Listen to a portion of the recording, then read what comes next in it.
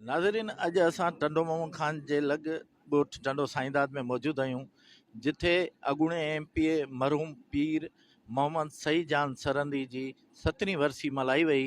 अचो त उते मौजूदु सिंधी अदबी संगत, शहरीन, समाजी सियासी माण्हुनि खां पीर साहब जी कयल ख़िदमत बाबति इबरत न्यूज़ जे हवाले सां ॻाल्हि ॿोल कयूं।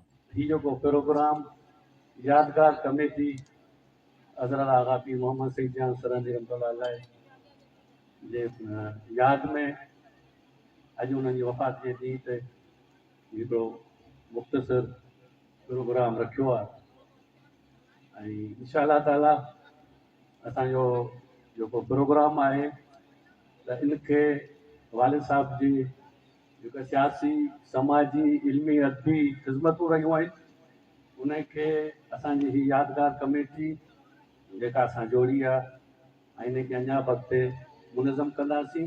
जी 17वीं वरसी ऐं मच कचहरी जे हवाले सां अॼु पीर आगा मोहम्मद सईद जान सरंदी यादगार कमेटी जे पारां सिंधी अदबी संगत शाख टंडो मोहम्मद ख़ान जे सहकार सां अॼु टंडो मोहम्मद ख़ान में मच कचहरी जो इहतमाम कयो वियो आहे, जंहिंमें सॼी सिंध मां सुगढ़ अदीब, दानिश्वर, शाइर, इल्मी अदबी ज़ौक़ रखंदड़ शख़्सियतूं हिते शरीक थियूं आहिनि।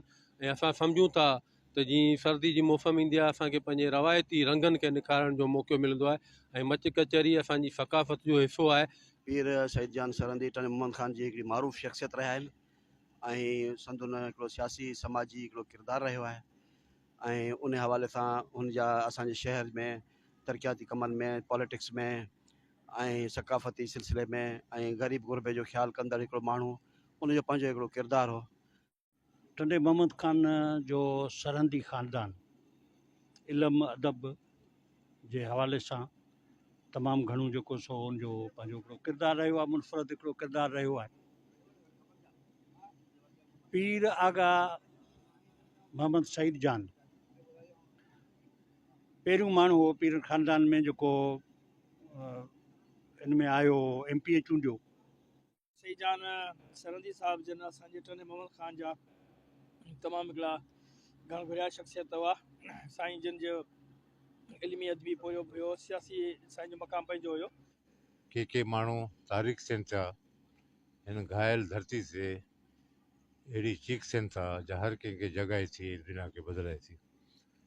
पीर सईद जान टंडो ख़ान जी अहम शख़्सियतनि मां हिकु पाण वाइदे जो सचो, अंजाम जो सचो, सखावत जो सचो, वेढ़ाक हक़ ते विढ़णु, हक़ वठी ॾियणु, ग़रीबनि ऐं मिसकिन जी मदद करणु, इहो टंडे साईंदाद जे आगान में पीरनि में हिन जो वॾो मक़ाम हो।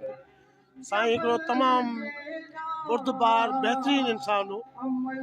फ़ैसिले करण जी सघ, सिस्टम खे हलाइण जी सघ ऐं महिमान खे मान ॾियण जो साईं तमामु घणो मुस्लिम। नाज़रीन, अॼु असां टंडो मोहम्मद ख़ान में मौजूदु आहियूं, जिथे अॻूणो MP पीर मोहम्मद सई जान सरंदी जी 17वीं वरसी मल्हाई वई। उन मौक़े ते टंडो मोहम्मद ख़ान जे लॻ ॻोठ टंडो साईंदाद में हिकु वॾी तक़रीब थी गुज़री, जंहिंखे सिंधी अदबी संगत जे सहकार सां मल्हाए। उन मौक़े ते टंडो मोहम्मद ख़ान न पर पूरी सिंध जे अदीबनि, सुगड़नि वॾे अंग में शिरकत कई। ज़ुल्फ़िकार चांडियो, इबरत न्यूज़, टंडो मोहम्मद ख़ान।